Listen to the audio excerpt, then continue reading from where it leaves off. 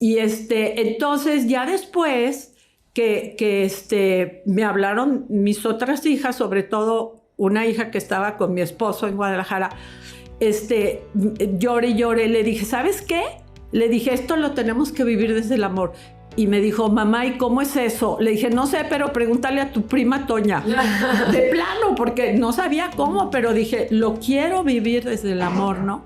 Y eso, fíjate que nos cambió a toda la familia, nos cambió la vida, porque decidimos vivirlos del amor. Bienvenidos al podcast El Poder del Servicio, desde donde estás y desde lo que tienes. En este podcast le daremos voz a quienes han dedicado parte de su vida a servir a los demás, que son miles los corazones que trabajan sin descanso por un mundo más justo.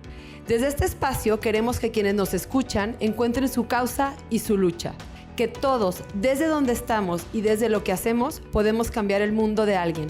Solo hace falta que nos detengamos y miremos, porque si entendemos que el verdadero éxito en la vida está en servir a los demás, entonces ya lo hemos entendido todo. Mari Carmen Moya nace en la ciudad de Barcelona en el año de 1945. Siempre le gustó el servicio y cuando sus hijas crecieron empezó a dar terapia ocupacional en la Casa de Descanso San José. También iba al Instituto Cabañas con niñas entre 7 y 9 años. En 1979 muere su tercera hija Nadine, de 20 años, en un accidente automovilístico. Toda su familia empieza a ir a Secura, al Centro de Curación de Actitudes, para sanar su gran duelo. Hola, Mari Carmen, estoy muy contenta de recibirte hoy aquí en nuestro podcast de El Poder del Servicio, desde donde estás y desde lo que tienes. Y déjame platicarte que cuando yo empecé a socializar el tema y a buscar personas que pudieran venir a este espacio y con esta intención de darles voz a quienes sirven, en automático salió tu nombre en la lista. Y mi mamá, que tú sabes que es una mujer que sirve y que ayuda todo el tiempo, me dijo, tienes que hablar con Mari Carmen, tenemos que darle un espacio a ella para que cuente su historia y para que comparta cómo ha sido su caminar en este camino del servir y del servicio. Y yo sé que tienes muchísimos años ayudando a muchísima gente y me encantaría que nos platicaras qué es lo que haces ahorita, y ahorita vamos a cómo empezó esta carrera del servicio. Pero ahorita, en la actualidad, ¿qué es lo que estás haciendo para servir y para ayudar? Bueno, primero, pues gracias por la invitación y que bueno, si puede ayudar a más gente a unirse a la causa, pues qué bonito, ¿no? Y bueno, desde el COVID sí cambió muchísimo lo del servicio porque nos atoró muchísimo, ¿sí? Yo de estar trabajando como más de 20 años en Secura, que es un centro de curación de actitudes que acompañamos a personas que han tenido duelos, pues como que se cerró, ¿no? Durante el COVID, bueno, pues no fue nada, igual voluntaria del civil, sin nada, o sea, en las casas, ¿no? Entonces sí me di cuenta y quería seguir en el servicio, que a lo mejor lo que tendría que hacer sería ir a visitar a los enfermos, sobre todo los enfermos que no tienen como muchas personas que vayan a verlos, que a lo mejor no tengan familiares, casas de descansos, cosas así. Entonces, pues me dediqué a eso, ¿no? Tapada de la boca. Y iba a ver a los enfermos y unos me decían, como, ¿por qué vas? Le dije, oye, pues porque todo el tiempo los pobres están viendo el techo, siquiera que me ven a mí, ¿no? Y entonces, eso es lo que ya después que pasó lo del COVID, lo seguí haciendo porque se me hizo muy interesante y como yo ya también estoy más mayor y todo, sí le bajé un poco al trabajo de servicio. Oye, me encanta que esta parte donde vas a visitar a los que poca gente visita, a los que poca gente ve.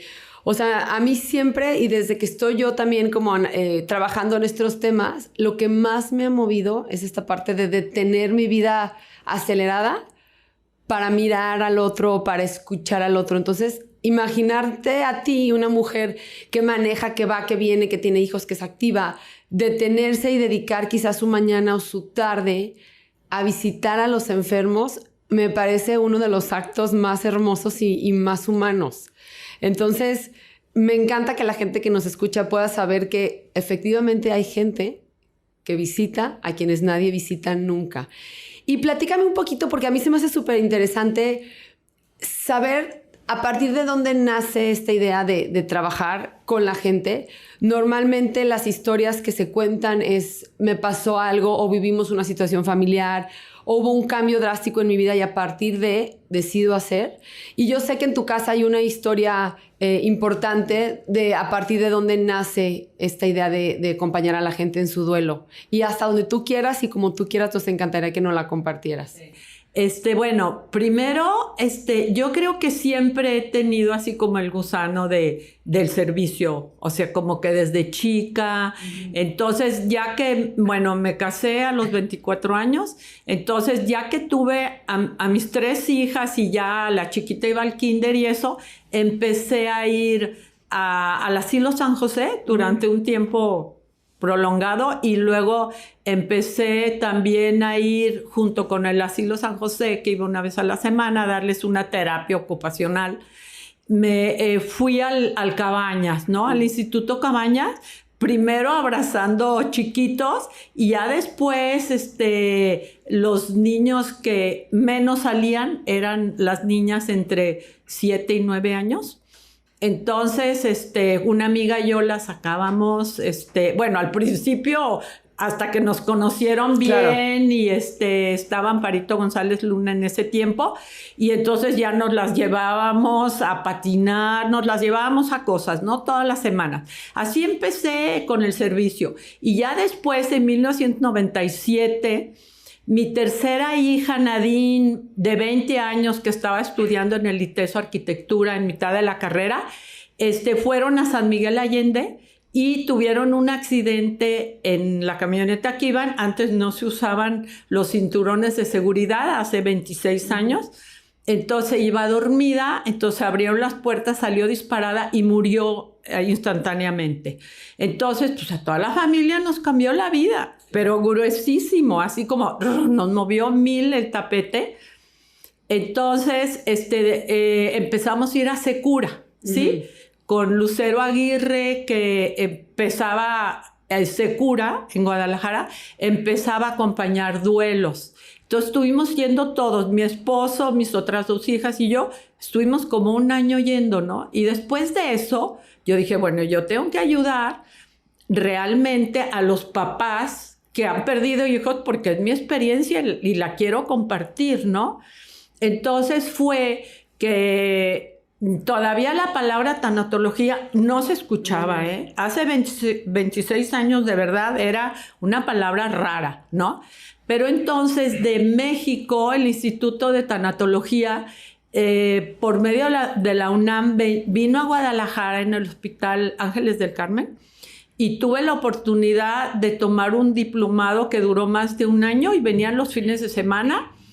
Y ahí me empecé a preparar porque yo dije, bueno, necesito cambiar mi vida. Yo había sido administradora por 19 años en un colegio, entonces nada que ver. Entonces, empecé a tomar eso y después también me acerqué al Instituto Jalisciense de Tanatología, y también ahí tomé otro diplomado, o sea, como 2 años me estuve preparando. O sea, formalizas de alguna manera académicamente, le das como toda una, o sea, haces toda esta parte, sí, una carrera formal, sí, en esta parte del duelo y la tanatología. Sí, tal cual. Sí. Platícame, cuando muere tu hija, ¿cómo te acercas a Secura? ¿De qué te agarras? ¿Cuál es la fortaleza tuya y de tu familia? O sea, ¿cuál es de donde dices, híjole, si no me agarro de aquí, no vamos a poder caminar como familia? Bueno, tengo una prima que ella siempre ha sido como mi maestra. Y entonces, antes de que muriera Nadine, somos muy cercanas, entonces le decía, es que Toña, la verdad, yo veo que tu vida está súper bonita, está cambiando con todo y momentos difíciles que pasaba. Y me dijo, ay, pues es muy fácil. Me dijo, cada vez que te llegue en tu vida alguna cosa difícil, tienes nada más 2 opciones de vida. O lo vives desde el miedo o lo vives desde el amor. Y yo decidí vivirlo desde el amor. Entonces yo, así de fácil, imagínate, así de fácil, cuando más del 90% de las personas vivimos los momentos difíciles desde el miedo. Desde el terror. Desde el terror, ¿no? Entonces yo dije, no, pues yo quiero igual. Y en ese tiempo hacía meditación. Y entonces una meditación fue en diciembre eso. Y me acuerdo que dije, decreto que de ahora en adelante todo lo que me vaya a llegar a mi vida lo quiero vivir desde el amor, igual que mi prima Toña. Entonces, y ya se me olvidó, eso fue en diciembre del 96. Entonces, así me llegaban cositas a mi vida, yo, ay, desde el amor. Y así, ¿no? Punto. En marzo del 97, o sea, unos meses después de eso, como yo trabajaba en un colegio francés, fui con un grupo de estudiantes a llevarlos a Francia, ¿sí? Y cuando estaba en Francia, me habló mi hermano Javier y me dijo, era Semana Santa, ¿sí? Por eso, Semana Santa y de Pascua es que me llevé a los chavos estos. Entonces me dijo, Nadine, que así se llamaba mi hija, tuvo un accidente, bueno, a la hora que le oí la voz, lo primero que le dije, yo ya sabía que iba a ir con las amigas a San Miguel Allende, pero él se iba a llevar hasta un chofer en camioneta, etc. Entonces ya, lo siguiente fue, ¿se murió? Punto. O sea, rápido. Me dijo, sí. Me dijo, ponte en meditación. Me dijo, toma un vaso con agua, me acuerdo perfecto, y ponte en meditación y me vuelves a llamar. Entonces, así le hice. Y de veras, lo único que podía pensar, ¿sabes qué era? Vive esto desde el amor. Yo digo que me mandaban arriba así como, vive esto desde el amor. Y yo, ¿what? O sea, entonces, pues lo tengo que vivir desde el amor, ¿no? Eso fue como muy impactante. No. Sí, y lo he platicado muchísimas veces. Y entonces ya después que me hablaron mis otras hijas, sobre todo una hija que estaba con mi esposo en Guadalajara, lloré y lloré. Le dije, ¿sabes qué? Le dije, esto lo tenemos que vivir desde el amor. Y me dijo, mamá, ¿y cómo es eso? Le dije, no sé, pero pregúntale a tu prima Toña. De plano, porque no sabía cómo, pero dije, lo quiero vivir desde el amor, ¿no? Y eso, fíjate que nos cambió a toda la familia, nos cambió la vida, porque decidimos vivirlos del amor. Claro que desde el amor no te quita el dolor. Claro, ¿sí? No, lo sigues viviendo con muchísimo dolor, pero lo puedes soltar. Entonces, no aferrarte a, ¿no? Entonces, bueno, me regresé inmediatamente, llegué a Guadalajara y pues a vivirlos del amor, sí. Entonces, eso me ayudó muchísimo. Y ya después, que me acerqué a Secura, me di cuenta que en Secura decían lo mismo, ¿sí? Decían, o lo vives desde el miedo o lo vives desde el amor. Y desde el miedo es con frustración, con envidia, con coraje, con no quiero, etcétera, ¿no? Y desde el amor es con esperanza, con fe, voy a soltar. Eso es el amor, ¿no? Se oye muy fácil. No, claro. Sí, pero la verdad es muy difícil. Y eso viene de un curso que se llama Curso de Milagros, ¿sí? Que mi prima Toña, desde ese momento que llegué yo a Guadalajara y con todo lo de Nadine, le dije, ¿sabes qué, Toña? Tú vas a ser nuestra maestra de Curso de Milagros. Porque ella me dijo, es que Curso de Milagros te enseña a vivirlo desde el amor. Y estuvimos un año con ella, toda la familia, en mi casa, todo una vez a la semana, y ahí pudimos salir adelante, toda la familia junta y unida. Wow.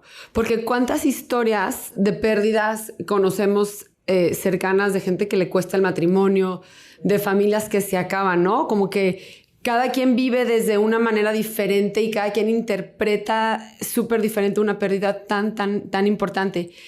Y entonces tú desde tu dolor humano, entiendo que hay un tema de fe y como siempre me gusta como separarlo, ¿no? Mi parte espiritual confía, pero mi parte humana se rompe en pedazos, ¿no? Entonces tú desde tu fe y desde esta fortaleza y desde esto que tú encuentras en vivir tu duelo desde el amor y de trabajarlo, entiendo que dices, ok, yo voy a compartir esto que a mí me hizo el camino un poco más ligero, me hizo verlo con otra perspectiva. No perdí a mi familia porque todos nos sumamos a verlo desde el amor. Y entonces ahora ayudas a la gente también, a gente que ha perdido a sus hijos o a algún familiar.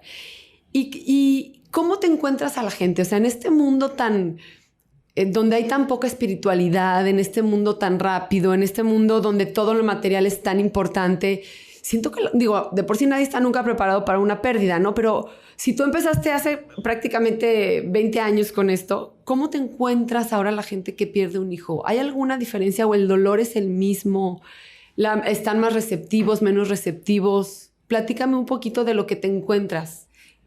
Bueno, por decirte, hay una estadística que el 75% de los papás que han perdido un hijo se separan. Es altísima. Es altísima. O sea, pierdes a tu hijo y pierdes a tu marido y a tu familia. A tu familia. No, es verdaderamente un desastre, ¿no? O sea, nada más hay dos opciones. O te unes o te separas. Claro, no hay puntos medios ahí. Y nosotros elegimos, ¿no? Y eso es con todas las pérdidas, no nada más de muerte, ¿no? Uh-huh. Entonces, a mí lo que me pasa es que me fue muy bien porque yo, a los que iniciaron aquí en Guadalajara, Secura, yo ya los conocía, que son a los Carlos y Lucero Aguirre. Uh-huh. Entonces, yo ya sabía que ellos habían empezado a hacer Secura, entonces para nosotros fue muy fácil todos llegar a Secura, ¿no? Y también nos dimos cuenta que Secura era un apéndice de cursos de milagro que Gerald Jampolsky en Estados Unidos empezó. En realidad Secura hay en todo el mundo, sí, en muchísimos países, ¿no?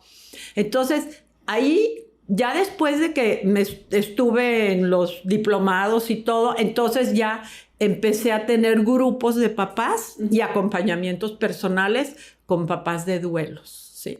¿Y cómo es? ¿Cómo te acercas a un papá? O sea, ¿quién? O sea, yo porque te conozco a través de mi mamá y la he escuchado en varias ocasiones, háblenle a Mari Carmen, ¿no? O sea, ¿quién te habla? ¿Cómo te acercas? ¿Cómo llegas a una casa con ese vacío? O sea, ¿cómo es ese proceso? Bueno, en aquel tiempo, como yo de plano me metí a Secura, entonces en Secura captaban todos los papás y los grupos. O sea, yo nada más llegaba y me daban el papelito, okay. Este es el papá y perdió su hijo hace tanto tiempo, ¿no? Lo que pedíamos que fuera reciente durante un año que hubiera pasado la tragedia, porque después de un año cada quien ya lo va viviendo a su manera, como puede, ¿no? Pero en el primer año hay muchas cosas para poder cambiar, ¿sí? Entonces, eso era como a través de Secura. Y bueno, he conocido tantos casos maravillosos de gente, de veras, gente súper importante, gente que ha hecho muchas cosas bonitas en su vida.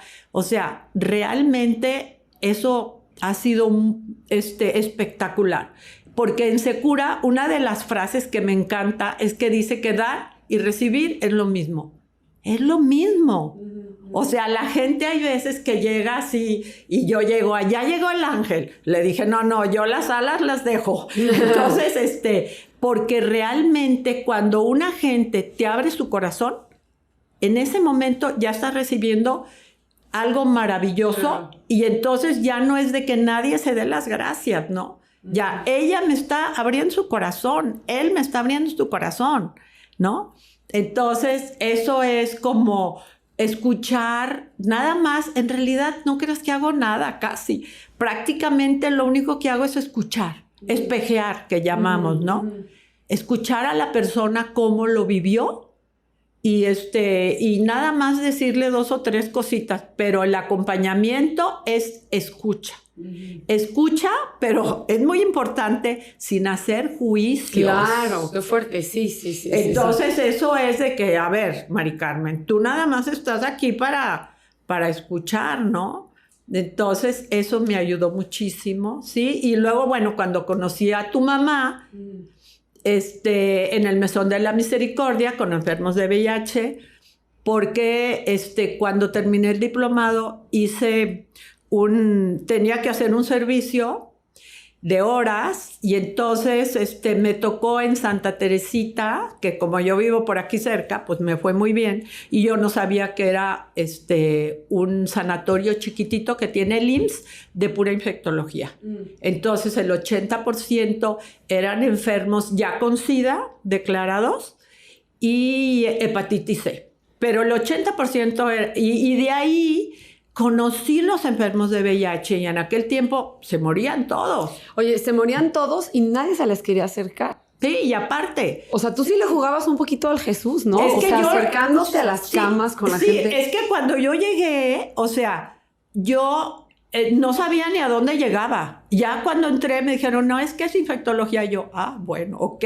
Pero yo ya, de alguna manera, siento que te van preparando.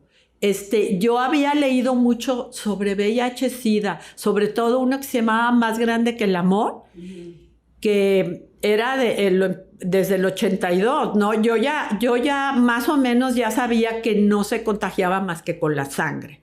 Yo ya me quedaba. Pero sí me acuerdo que una vez que llegué y estaba hablando con la persona y se le vino el vómito de sangre, yo creo que brinqué como 2 metros. No, pues sí. ¿No? Pero ya después yo ya sabía que no era problema, ¿no? Entonces eso me ayudó.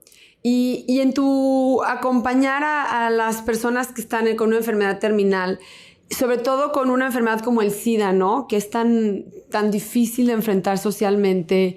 La gente hasta la fecha no puede hablar del tema, hay quienes lo guardan en secreto, hay quienes mueren y nunca supimos que tenían SIDA. ¿Cómo es acompañar a un enfermo terminal de SIDA?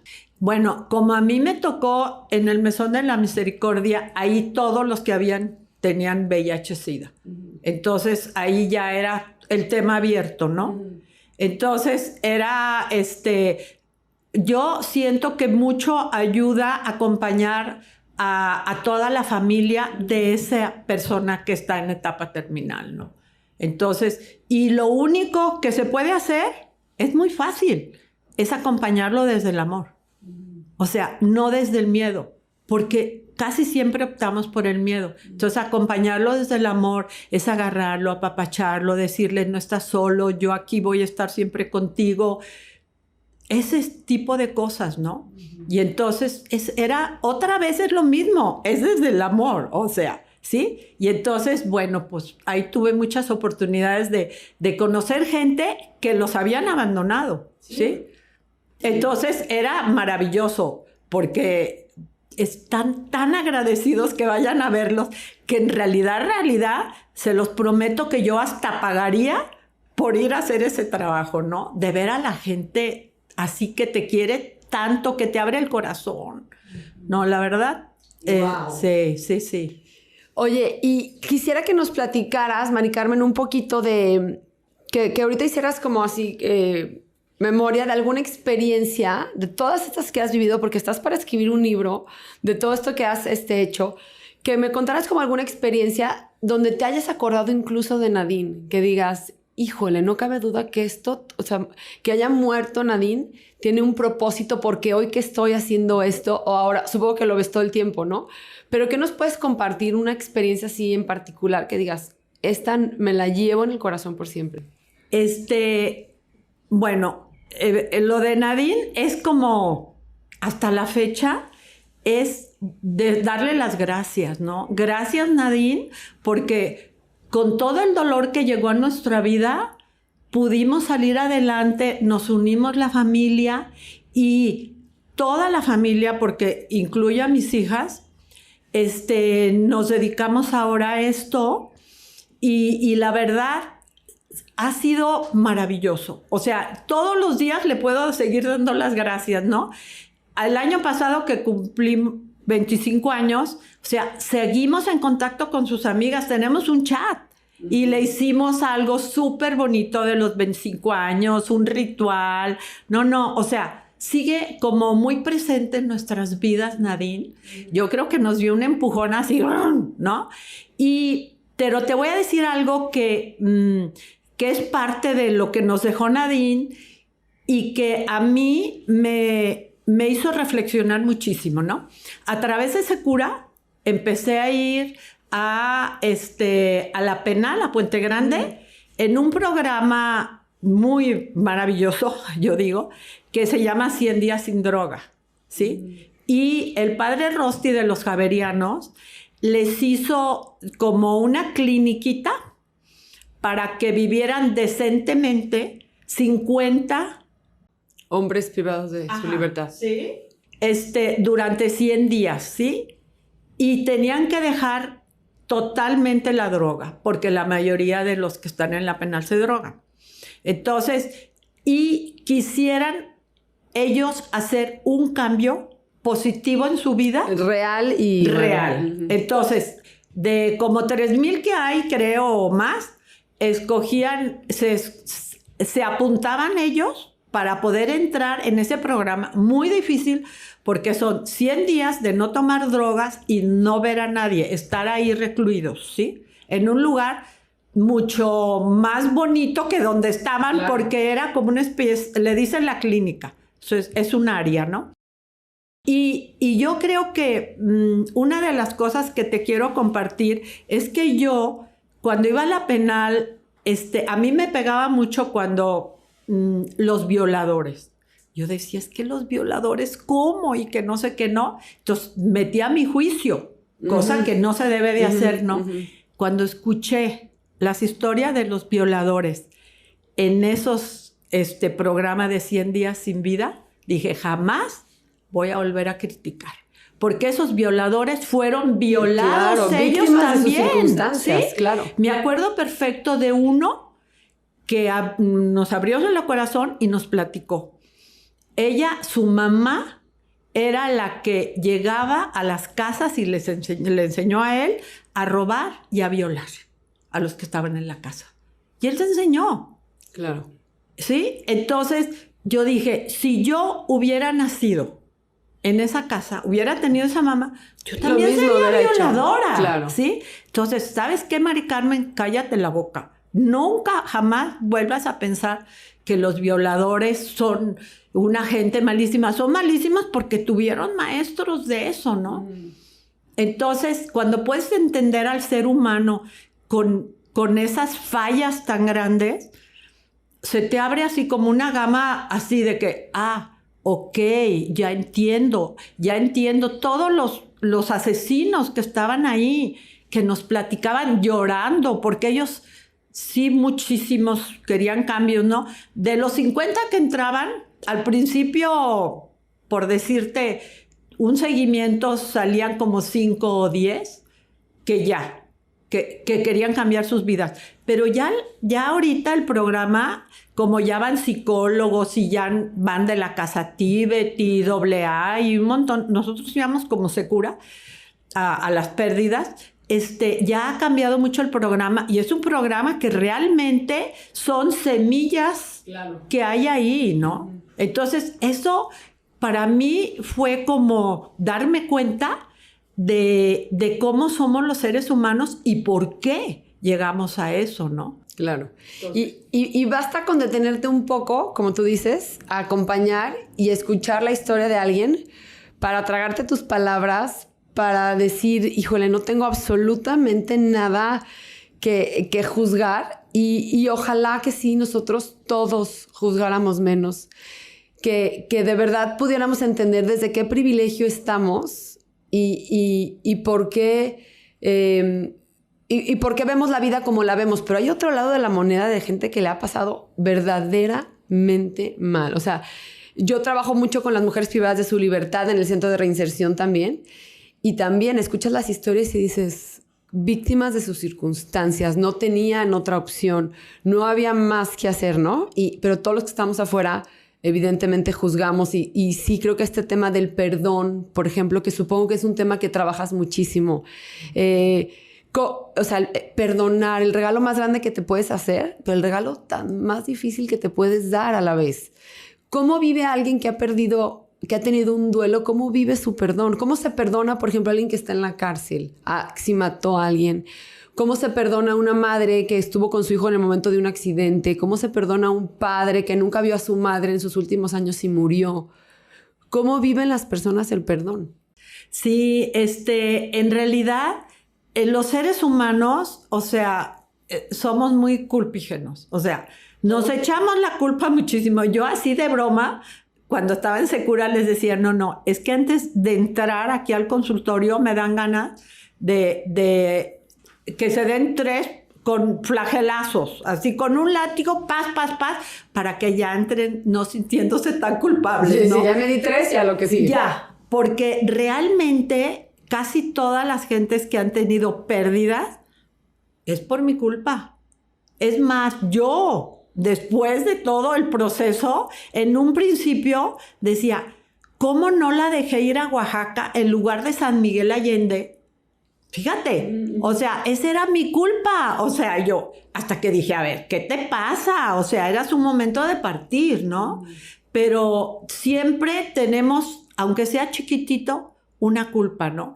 Entonces, yo sí a mí me sirve cuando acompaño a decirles que hay 2 clases de culpa, ¿sí? Una es sentir la culpa, que realmente ese sentimiento casi lo sienten, sobre todo los papás de duelo, ¿no? Porque sentimos los papás que nosotros tenemos que hacernos cargo de nuestros hijos. Y si algo le pasa, pues es nuestra culpa. Nuestra ¿no? responsabilidad, claro. Y sobre todo los hijos que mueren de una manera muy dramática, entonces es peor, ¿no? Entonces yo siempre les digo, miren, hay 2 clases de culpa, ¿sí? Sentir culpa es normal. O sea, yo les valido sus sentimientos, ¿sí? Pero hay otro que es ser culpable. Ya. Ustedes no son culpables de que su hijo se haya muerto, ¿sí? No son culpables, ¿sí? Realmente sienten esa culpa y es normal y se las valido y de veras me decían, claro, la mayoría, cuando se nos mueren hijos, sentimos esa culpa, ¿no? Uh-huh. Sobre todo los hijos que se suicidan. Qué fuerte. Pero entonces, separarles eso, ¿no? Y Gerald Jampolsky, el que inició Secura en Estados Unidos, decía que el perdón abre las puertas a la curación. Uh-huh. Si nosotros queremos ser mejores personas, necesitamos definitivamente aprender a perdonar. Y lo más difícil es perdonarnos a nosotros, ¿sí? Entonces, bueno, después también tomé muchos cursos de perdón y en Secura antes había bastantes cursos de perdón porque eso nos ayudaba a saber, ¿no? A perdonar al otro, ¿sí? A pedir perdón y a perdonarnos nosotros. Cuando tú recibes una llamada ahorita, que entiendo que ya no estás directamente en Secura, o sea, digamos que la gente te llega como por recomendación. Sí. ¿Cómo es el proceso? ¿Cuánto tiempo toma? Entiendo que no hay una regla, pero sí entiendo que están estas etapas del duelo. ¿Y cómo la vive una persona? Platícanos un poquito cómo se vive el duelo de alguien, por ejemplo, que perdió a un hijo por un suicidio, por ejemplo. ¿Cómo son estas etapas? ¿Cómo lo vive la familia? ¿Cómo lo vive el hermano? ¿Cómo lo viven los amigos? Una de las cosas que es muy importante es que la gente que va a Secura o viene conmigo es que ellos quieran, porque en el módulo de suicidios que tomé ahí en el Ángeles, que venían de México, se repite muchas veces, fíjate, en las mismas familias. Sí, pasa muy seguido. Pasa. Sí, eso me impactó. Y lo mismo los asesinatos, como que tiende a repetirse, ¿no? A mí me gusta trabajar mucho porque yo siento que un suicidio es una persona que estaba enferma. Entonces, si el hijo se muere de cáncer, los papás están muy tristes y todo, pero si se suicidan, ¡ay! Es que se suicidó, ¿no? Y yo siento que es lo mismo. Si pudieras ver el suicidio como una enfermedad, sí, claro, vivirías tu duelo como quien vive el duelo de un cáncer. Entonces trato de llevarlos a eso, ¿sí? Entonces, no, digo, es una manera de morirse, tristísima, pero es una manera de morirse porque esa persona ya no estaba muy clara de sus facultades, ¿no? O traía una carga muy fuerte y pues fue su solución, ¿no? ¿Y eso le dices a una madre? ¿O cuáles son tus palabras? ¿Así? Así, tal cual, ¿sí? Sí, no hay que tapar, hay que poner palabras, hay que decirlas, ¿sí? No hay que irnos ahí por un camino más difícil, no. O sea, no, si tu hijo se suicidó, pues ¿qué, no? Entonces, sobre todo, cuando acompaño, al principio no, hay gente que se tarda 3 meses, otra gente iba a diario, una vez a la semana, otras que van cada 6 meses, otros hasta 1 año. Tengo grupos también de crecimiento, de señoras de la tercera edad que están en una problemática de la tercera edad también, ¿no? Entonces, pues cada quien darle como su espacio para que hable de sus sentimientos. En realidad, no es tanto la historia, sino qué sentimientos te quedan, ¿sí? ¿Qué sentimientos? ¿Qué pasó cuando viste a tu hijo? O sea, cosas súper gruesas, ¿no? Y claro, eso no es al principio, es como poco a poco hasta que vas llegando a ese momento, ¿no? Y bueno, esto que estamos hablando es en esta parte cuando alguien pierde a un ser querido, pero también entiendo que mucho de tu servicio, porque entiendo que también es un voluntariado esto que tú haces, es acompañar, hablamos de la gente con VIH-Sida, pero también a personas, por ejemplo, ahora con COVID, yo supe que acompañaste a mi abuelita, ¿no? Por ejemplo, ¿qué le dices? Porque me acuerdo muy bien que ella veía a su mamá, entonces empieza a ver como ciertas señales de que va a llegar su hora, y vino mi mamá a verme, y vino mi papá, y estuvieron aquí mis 2 hermanas, y para los que estamos de este lado es... ¿Cómo que ya las está viendo? Ya se va a morir. Entonces, ¿cómo enfrentas tú o cómo tomas de tu mano tú, en este caso a mi abuelita, y cómo la acompañas en esta etapa donde sí, ya se va a morir? Sí, en la gente mayores, que es ahorita lo que hago muchísimo, es que lo triste es que cuando tienen ya 85 en adelante o algo así, ya no tienen, sus amigas, la mayoría ya se murieron. Ay, sí. Sus hermanas también, ¿no? O sea, sobre todo si es de las grandes, ¿sí? Entonces, no tiene visitas. Ya no la visitan, por ejemplo, a tu abuela, ¿no? Entonces, yo era la amiga que le iba a visitar, ¿no? Entonces, es como nada más acompañarlas a decir, aquí estoy, mira qué bonita, los árboles de Guadalajara están hermosos, como platicarle nada más, ¿no? Y muchas veces me han hablado, ahorita me acaba de hablar hasta de Estados Unidos, porque su mamá, que está en una etapa... pues no avanzada, pero sí tiene cáncer y cáncer en el cerebro, que es difícil. Complicado. Sí. Entonces empezó a ver creo que a su mamá. Me dijo, oye, eso te hablo para preguntarte, ¿eso quiere decir que ya se va a morir? Dije, fíjate que no. Le dije, no, eso no quiere decir que se va a morir. O sea, hay gente que sí se muere realmente y ve a su gente y sí. Pero eso no quiere decir que ya esté en el último término. Hay veces que eso sucede y luego siguen 10 años, 5 años. viviendo como tu abuela. Para acabar pronto, ¿Qué pasa? Sí, no quiere decir, sí, pero sí, eso me llamaba sobre todo mucho la atención. Entonces yo les decía a los enfermos, oigan, ya en etapas terminales, sobre todo en el Mesón de la Misericordia, si empiezan a ver cosas raras, por favor, díganme, porque me interesa saber que vengan por ustedes, ¿no? Y entonces teníamos hasta unas mañas. Me acuerdo que uno que se llamaba Jesús, que era un cáncer espantoso de SIDA, pero porque la SIDA no es una enfermedad, sino se te bajan las defensas, y a él le dio cáncer en la lengua y en los ojos. O sea, en un ojo. No me digas. Sí, horrible. Entonces, y yo me llevaba mucho con Jesús. Entonces le dije, Jesús, si ves algo, me dices, ¿no? Y ya cuando estaba muriéndose, me hacía con la mano, ¿no? Porque con un ojo se veía. Entonces ya no podía hablar. Entonces, Jesús, ¿estás viendo algo? Y me decía que sí. ¿En dónde? Y me señalaba una ventana. Ok, quédate con eso, ya. Que vas a ser muy feliz, ya no te va a doler y todo. Pero así, sí, realmente hay gente que sí ven, o sea, a alguien más, ¿sí? Y se mueren ahí, pues, también, ¿no? Pero no es una regla. Okay.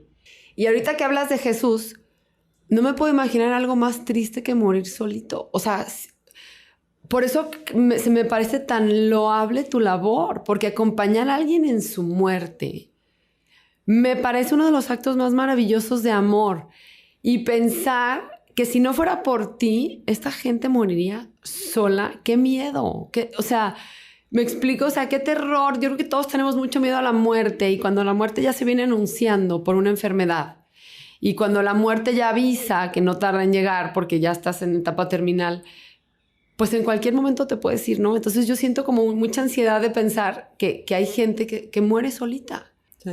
Bueno, en el Mesón de la Misericordia, como había gente, siempre enfermeras y todo, no se morían tan solos. Sí, en la noche hay unos que sí, pero la mayoría no. Pero Elizabeth Kubler-Ross, que fue la primera tanatóloga, ella dice que acompañar a un enfermo en etapa terminal a morir es un regalo de amor.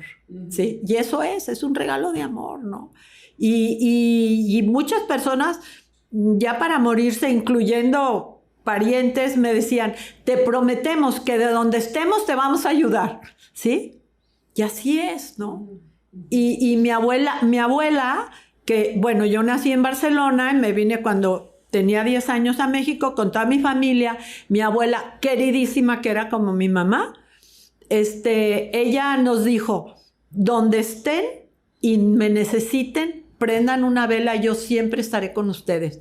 Bueno, les quiero decir que hasta mis hijas le prenden la vela a su bisabuela. O sea, la abuela esa está en nuestras vidas, ¿no? Entonces, sí es como prender la vela de la luz. Yo cuando ya están en etapas ya para irse, les digo, prendan una vela. Cuidado, porque si tienen oxígeno no vaya a pasar aquí, ¿verdad? Pero prendan una vela porque la luz es sumamente importante. Y cuando yo lo sé, llego a mi casa, tengo el cirio pascual que ya cada año compro, y a la Virgen de Montserrat, que bueno, pues es mi virgen, le prendo una vela. Tanto es así que mi esposo, ve cómo tienes el techo, no sé qué, porque las velas ahí las dejo un buen rato, ¿no? Entonces sí, para mí la luz es muy importante y la muerte depende de cómo la veamos, ¿no? Yo creo personalmente que lo difícil es la vida, no la muerte. O sea, la muerte... Yo creo que nos vamos a ir a un lugar maravilloso que es en donde venimos, que ni siquiera me lo puedo imaginar, ¿no? Entonces, con esa creencia no me da trabajo acompañar a la gente porque sé que se va a ir a un lugar mejor que este. No, y me queda claro que si quien está en su lecho de muerte o quien ha perdido a alguien, se compra esta idea, por decirlo así, o verdaderamente abraza esta idea de que sí, pues entonces... qué paz, ¿no?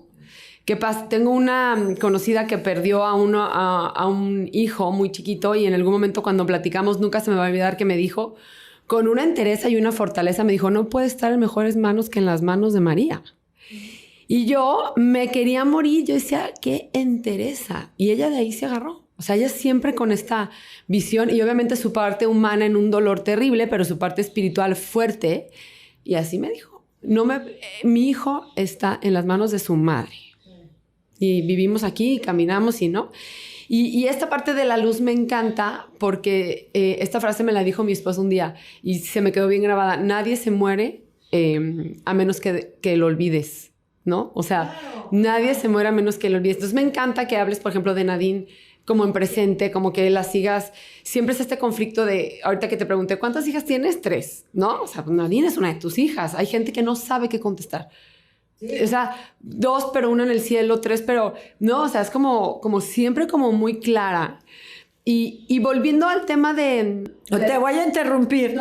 No estoy tan clara. Yo, cuando murió Nadine, como a los 2 meses, llegó del INEGI a ver cuánta gente vive en esta casa. Y yo, ¡wow! Y el señora, ¿qué le pasa? Y yo, es que se murió mi hija y ya nada más somos 4. No, el drama. O sea que el drama... Bueno, pero ahí era un conteo físico, sí, ¿no? Sí, pero te escucho que hablas de ella como, pues nadie, sí. O sea, y eso me encanta porque siento que...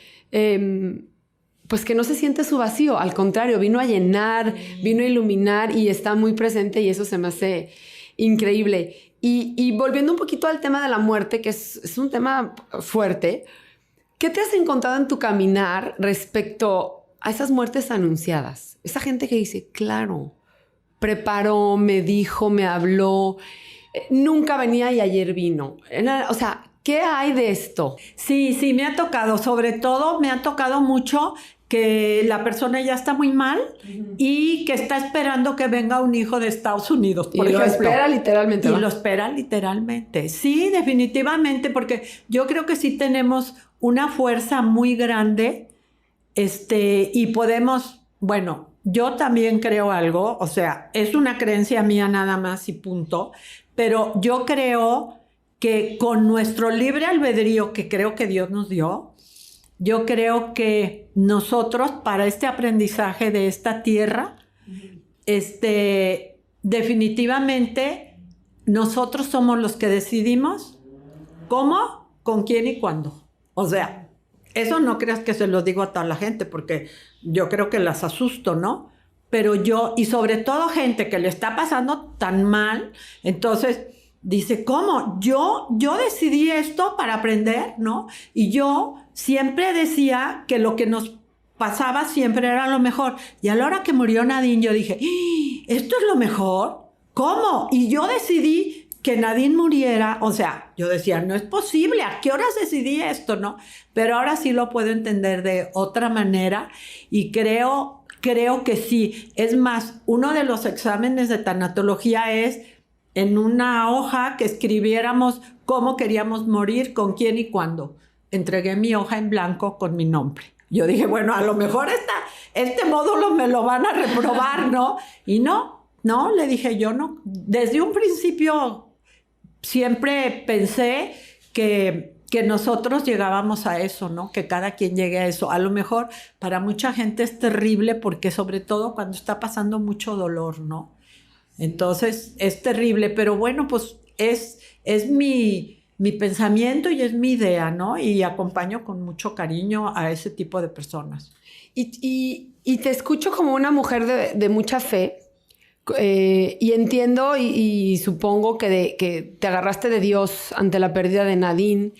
Y yo cuando he tenido gente cercana que pierde a un hijo, siempre digo, ¿qué hubieran hecho sin su fe? ¿No? O sea, ¿de dónde te agarras si no tienes algo más grande de ti que tú, ¿no? ¿Cómo trabajas con la gente que no tiene una fe? Yo trabajo igual. Y yo también esa pregunta siempre me la hacía, es que ¿cómo le van a hacer, no? Sí salen adelante. Los seres humanos tenemos la supervivencia y, o sea, hay gente que realmente no cree en nada y yo he acompañado y salen adelante. Yo nada más los escucho y punto. Y te quiero decir una cosa, mis papás no eran religiosos. O sea, bueno, mi papá vivió en la guerra civil y peor, se hicieron, ¿no? Porque eran republicanos. Por eso nos venimos a México. Entonces, definitivamente, no tiene que ver tanto con la religión, sino con la espiritualidad. Yeah. O sea, yo, por ejemplo, estoy segura, por eso puedo acompañar con mucho cariño a la gente que se está muriendo, porque sé que van a ir a un lugar mejor. Y estoy tan segura de eso, ¿sí? Que para mí no es el drama la muerte, ¿no? Dejo mi cuerpo, ¿sí? Y los niños lo entienden perfecto. Cuando les digo, hagan de cuenta, cuando llegamos aquí, nos dan un coche, nos subimos al coche y nosotros lo manejamos. Pero cuando el coche se vuelve viejito, o cuando chocamos, o cuando algo, o sea, nosotros no somos el coche, nosotros nos bajamos del coche, ¿sí? Y seguimos, nos vamos otra vez de donde venimos, ¿sí? Entonces, eso me ayuda muchísimo a acompañar. Ya. ¿Y has visto a alguien, te ha tocado acompañar a gente que a raíz de una pérdida o un duelo tan fuerte se acerque a Dios? O sea, que ese sea su reencuentro. No tanto a la religión, sino a la espiritualidad, okay. ¿Sí? A la espiritualidad, sí. O sea, pero siempre volvemos a buscar algo espiritual. Buscamos, o sea, siempre. Claro, o sea, el ser humano va a estar buscando en su espiritualidad algo que le dé paz. Sí, y por ejemplo, yo les digo, cuando llegan los sacerdotes, por ejemplo, a darles la extraunción o lo que sea, yo les digo, fíjense muy bien, porque ustedes tienen mucho más poder que yo. O sea, yo estoy acompañando y punto, y soy terrenal. Ustedes son en representación de, ¿sí? Entonces, cuidado con lo que les dicen, ¿no? Claro. Porque es muy importante, ¿no? O sea, los religiosos son muy importantes para los enfermos, ¿sí? Entonces, yo no tengo ese poder, definitivamente. Yo lo único que hago es tratar de escuchar y vibrar en el amor y punto. Wow. Me encanta todo lo que hemos platicado, Mari Carmen, y me encanta saber que tú, desde donde estás y desde lo que tienes, no paras. A tus casi 80 años, ya te ventaneé aquí. Sí, pero sí. qué barbaridad, o sea, qué increíble que siento que sí eres uno de los ángeles que nos han mandado y a cuánta gente has acompañado y a cuánta gente le cambias la vida y a cuánta gente le vuelves a dar la esperanza para seguir viviendo y caminando, y siento que es una labor hermosa la que haces. Me siento honrada de que me hayas dado este tiempo, de que podamos platicar y siempre al final del podcast pregunto, ¿quién va a seguir con este legado? Entiendo que una de tus hijas también, y eso me parece maravilloso porque esperemos que no se pierda nunca esa cadenita de ayuda y de favores, ¿no? Claro que sí, y yo nada más quiero terminar para decir que dar y recibir es lo mismo. O sea, nadie, ni yo debo, ni nadie me debe nada. Estamos igual, ¿sí? Estamos en este plano igual y me encanta lo que hago y le doy gracias a Dios y a Nadine de que he tenido la oportunidad de cambiar mi vida. Y gracias por invitarme a esto. Y los invito a los que tienen las ganas de acompañar. Hay muchísimas cosas que hacer, de verdad. Aunque no puedan prepararse tanto, pero pueden ir y escuchar a las personas. Sin juicio, por favor. Eso me encanta porque uno de los motivos más importantes y los objetivos de este podcast es que la gente encuentre algo donde pueda ayudar y servir. Sin necesidad de viajar kilómetros, ¿no? Acompañar a mi vecino, acompañar a mi amiga, acompañar en lo cortito. Entonces creo que tú eres un ejemplo clarísimo de cómo podemos acompañar a la gente y de cómo podemos estar y mirar. Y bueno, pues muchas gracias otra vez, Mari Carmen. No, un deleite haber hablado contigo el día de hoy. Yo también. Oye, ahora sí que como dicen en España, una gozada. Una gozada. Sí. Muchas gracias. Gracias a ti. Gracias.